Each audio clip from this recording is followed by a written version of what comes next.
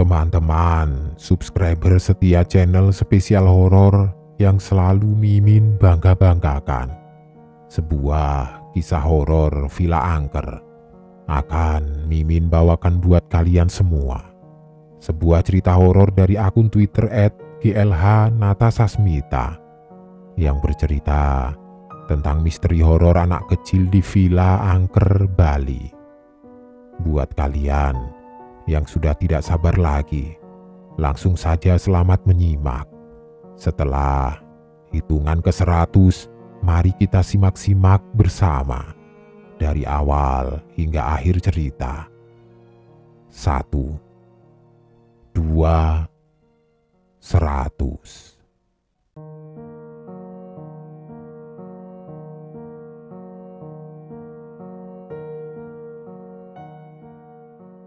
Pada tahun 2015, aku dan kakak berlibur ke Pulau Dewata, Bali.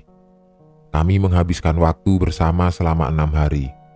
Saat itu kebetulan sekali kakakku baru menikah. Jadi kami pergi liburan bareng, sekalian mereka honeymoon. Kami berangkat berbarengan, tapi beda pesawat. Aku sampai duluan di Bandara I Gusti Ngurah Rai. Lalu selang 1 jam kakakku dan suaminya tiba. Kami mengecek terlebih dahulu barang bawaan, entah itu dari bagasi dan dari kabin.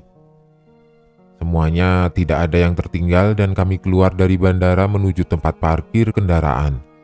Saat itu kami dijemput oleh teman kakakku yang kebetulan dia tinggal di Bali dan yang merekomendasikan villa yang akan kami sewa. Di dalam perjalanan dari bandara menuju Bali, aku disuguhkan pemandangan yang indah. Pemandangan yang tidak akan kita lihat di Jakarta. Janur kuning berjejeran, turis asing dari berbagai negara berlalu lalang. Cuaca yang panas dengan angin yang sejuk. Dan sesajen yang selalu ada di tiap depan rumah ataupun ruko. Ini sih bakal menjadi pengalaman yang menyenangkan, pikirku kala itu. Kapan lagi bisa berwisata bareng kakak? Iya, walaupun aku tahu sebenarnya mereka tidak mau diganggu pada masa honeymoonnya itu. Sekitar 1 jam perjalanan. Sampailah kami di sebuah villa di daerah Denpasar. Lingkungannya enak. Di samping kiri villa kami dapat melihat hamparan sawah yang luas. Di samping kanan berjejer villa-villa yang diisi oleh warga Bali ataupun disewakan. Aku segera menurunkan barang bawaan dan masuk ke villa. Lalu kami disambut oleh penjaga villa. Perempuan parubaya berumur sekitar 50 tahun yang berasal dari Lumajang, Jawa Timur. Aku coba mendeskripsikan villanya. Villa itu terdiri dari 4 kamar tidur. Di halaman terdapat kolam ikan. Di belakang terdapat kolam renang kecil dan kamar penjaga. Dari pintu masuk depan hingga semua pintu di dalam villa menggunakan pintu kayu yang diukir khas Bali. Kemudian di pintu masuk terdapat tempat yang diperuntukkan untuk sesajen. Menurut penjaga yang punya villa ini, setiap hari selalu menyimpan sesajen.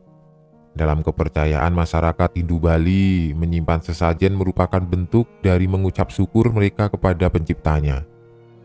Sesajen yang sering ditemui di depan rumah atau di tepi jalan-jalan disebut canang sari. Menempatkan canang sari setiap pagi bermakna mengucap terima kasih mereka kepada Sang Hyang Widiwasa. Persembahan ini juga berarti berserah diri atas materi dan waktu kepada Yang Maha Kuasa. Aku langsung menuju kamar dan merapihkan barang bawaan serta beristirahat sebentar. Sementara kakakku dan suaminya tengah asik di kolam renang bercanda sambil membicarakan masa depan mereka. Aku sengaja tidak menutup pintu kamar, soalnya biar sirkulasi udara masuk dan ketika pintu dibuka aku dapat melihat jelas ke arah ruang tamu. Aku menyalakan HP dan mendengarkan beberapa musik untuk menenangkan diri sendiri sambil membalas pesan-pesan di WA.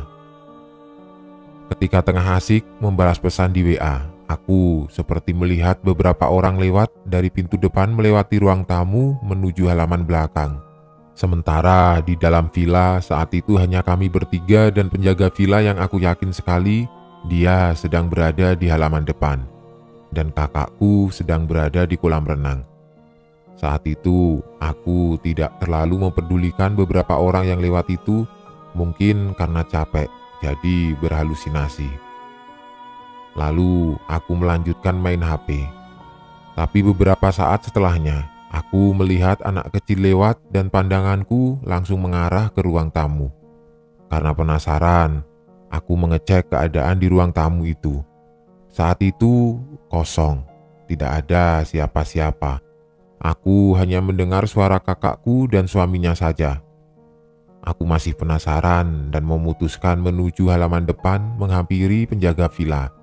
"Mbok, di sini sebelumnya tinggal sendiriankah? Soalnya tadi saya lihat ada beberapa orang dan anak kecil lewat ke ruang tamu." "Saya tinggal sendiri di sini, Mas. Mungkin Masnya salah lihat kali." Benar juga apa yang dibilang si Mbok. Bagaimana bisa ada orang lain lagi selain kita di sini? Mungkin aku memang salah lihat. Aku meninggalkan si Mbok dan kembali ke dalam villa. Tapi aku benar-benar kaget kenapa di ruang tengah banyak mainan anak-anak berceceran.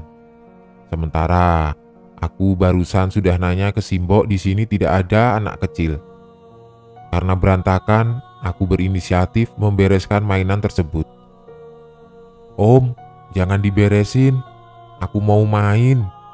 Seorang anak kecil, mungkin berumur 6 atau 8 tahun, datang menghampiriku. "Ini punya kamu, Dek?" "Iya, Om." Mungkin anak ini cucunya Simbok, pikirku saat itu, dan aku lanjut menemani dia bermain. Sementara kakakku dan suaminya masih berada di kolam renang. "Adik tinggal di sini sama Simbok ya?" Anak itu tidak menjawab pertanyaanku. Dia begitu fokus bermain. Tidak terasa waktu sudah mau hampir maghrib. Anak kecil itu pamit, dia bilang mau pulang ke rumah. "Kak, makasih sudah nemenin. Aku pamit pulang dulu ya." Dia kemudian menuju arah kolam renang. Aku berpikir mungkin dia sekalian pamit sama kakakku dan suaminya. Aku langsung masuk ke kamar, lalu mandi bersih-bersih. Selang 10 menitan aku selesai mandi, tapi aku lupa membawa handuk dan minta tolong ke kakak untuk dibawakan handuk. "Kak, minta tolong dong bawain handuk. Lupa nih, tadi dijemur di dekat kolam renang." Kakakku tidak menjawab. Padahal saat itu aku berteriak agak kencang. Lalu aku coba lagi dan beberapa saat setelahnya pintu kamar mandi terbuka dengan handuk yang dibawakan oleh kakak. "Makasih, Kak." Tapi kok dia tidak bilang apapun saat itu. Mungkin buru-buru balik ke kamar suaminya, atau mungkin balik ke dapur membantu Simbok masak. Aku beres-beres, dan setelah sholat maghrib menghampiri kakak dan suaminya yang sudah berada di ruang tamu menonton TV. Simbok kemudian membawa hasil masakannya, enak sekali. Dominasi seafood, dan kami lanjut menikmati masakan Simbok. Di tengah-tengah makan malam, aku bilang, "Kak, tadi makasih loh sudah bantuin aku bawa handuk ke kamar mandi." "Bawa handuk ke kamar mandi?" kata kakakku.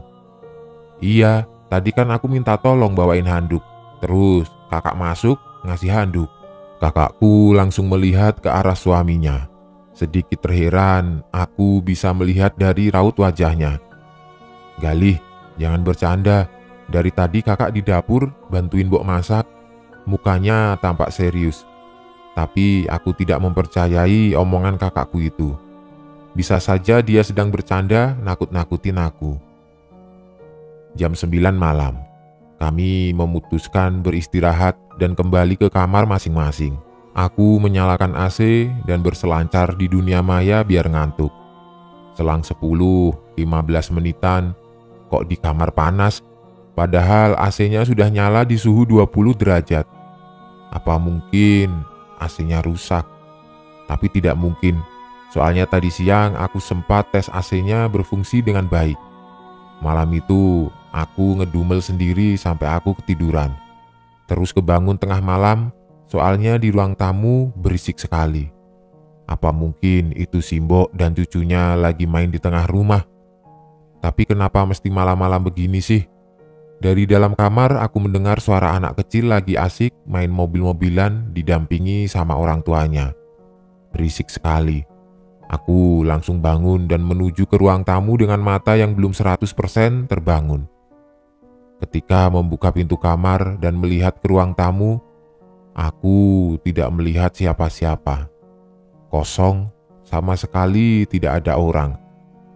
Aku coba memfokuskan penglihatan dan memang kosong, tidak ada siapa-siapa.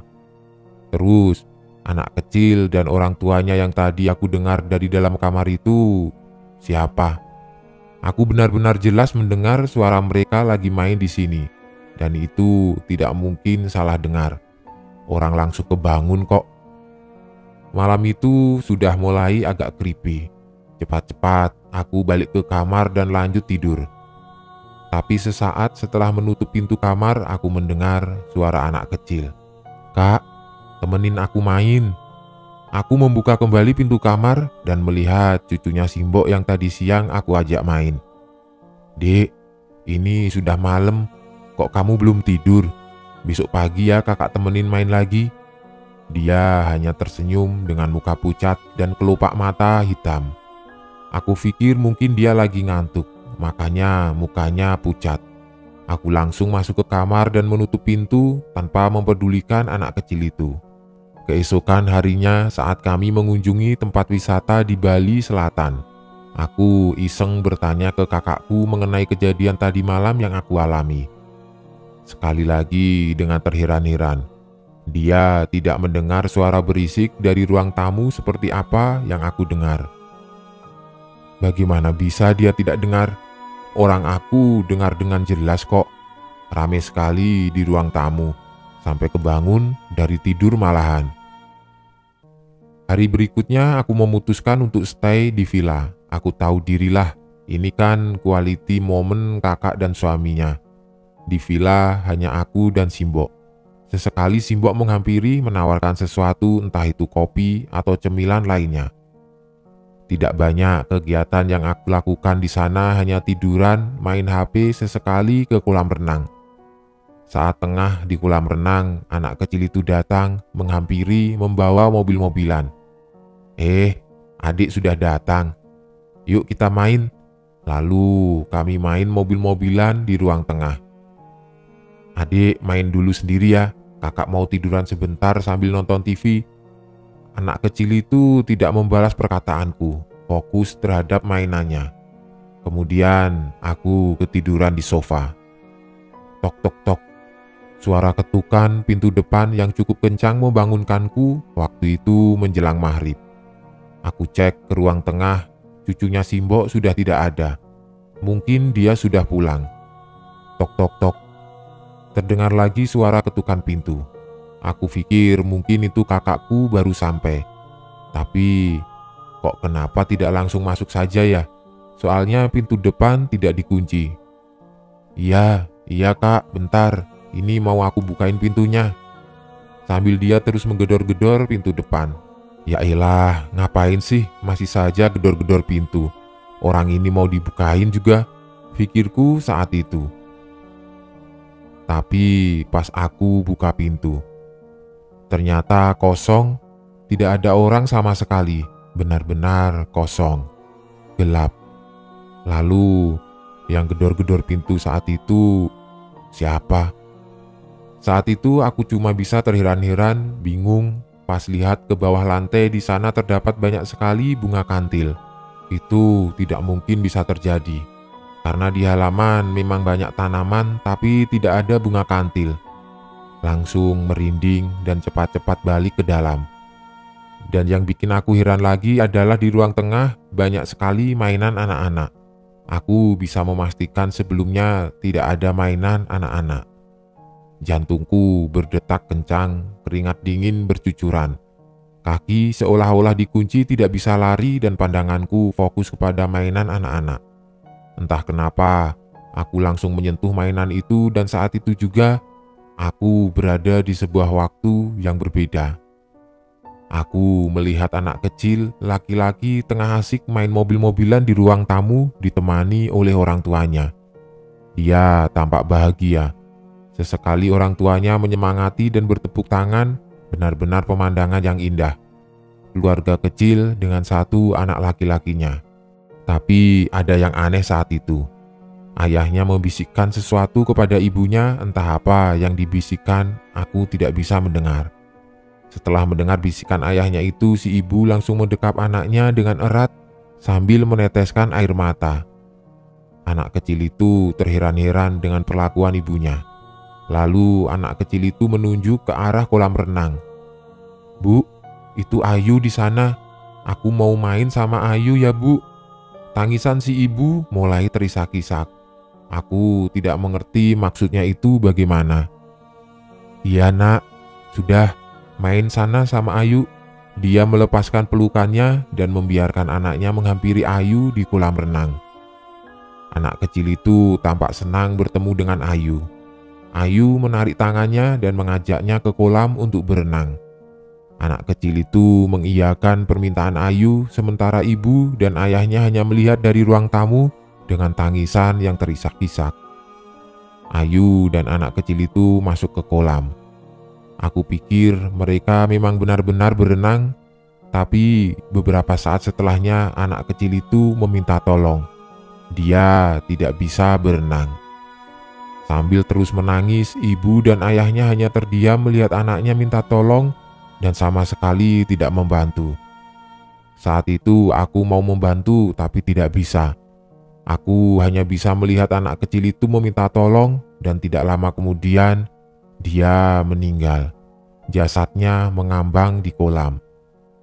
Aku tidak habis pikir, bagaimana bisa seorang ibu dan ayah membiarkan anaknya mati begitu saja, sementara mereka melihat secara langsung. Aku sendiri yang melihat secara langsung, jika saat itu memang bisa bantu, bakal cepat-cepat nolongin anak itu. Mungkin dia akan selamat. Aku tersadar setelah Simbok menepuk punggungku beberapa kali dan aku melihat diriku sendiri dengan keadaan yang terheran-heran. Air mata yang bercucuran, baju yang basah oleh keringat. Mas, sampean kenapa mas? Dari tadi Mbok perhatikan ngelamun sambil nangis di sini." "Mbok, saya mau tanya dan tolong jawab dengan jujur." Aku memberitahukan apa yang aku lihat, dan akhirnya Simbok mau berkata jujur. Anak kecil yang aku lihat dan aku ajak main itu dulunya adalah anak majikannya yang tinggal di villa ini. Mereka sama-sama berasal dari Jawa Timur dan memiliki usaha di Bali.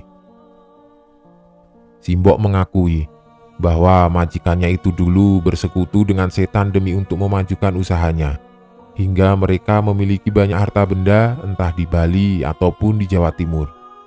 Saat ritual pemujaan, Simbok membantu mereka mencari kepala sapi sebanyak 6 buah, dan itu rutin setiap seminggu sekali. Simbok terpaksa membantu majikannya itu dengan alasan dia tidak punya pilihan lain dan diancam dipecat. Seiring berjalannya waktu, majikan Simbok dikaruniai anak laki-laki. Itu menambah kebahagiaan di tengah-tengah mereka. Tapi majikan Mbok sudah memiliki kesepakatan dengan setan jika suatu saat anak yang dikandungnya itu akan diambil oleh setan.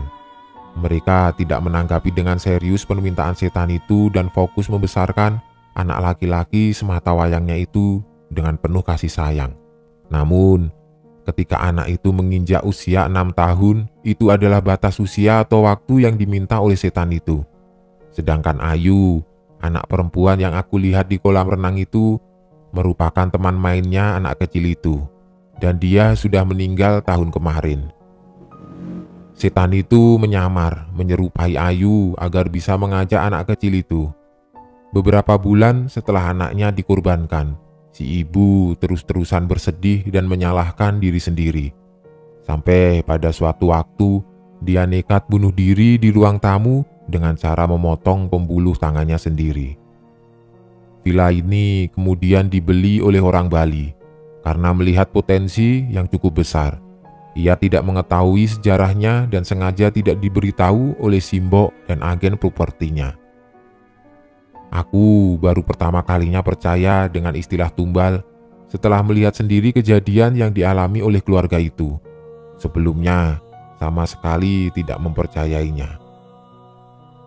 Semua villa, entah di Bali atau di daerah lainnya, kita tidak pernah tahu latar belakang sebelum menjadi villa. Bisa saja, mungkin itu bekas kuburan atau bekas tempat pemujaan setan. Jika mengunjungi tempat baru dan berasa seram, jangan lupa permisi-permisi dulu.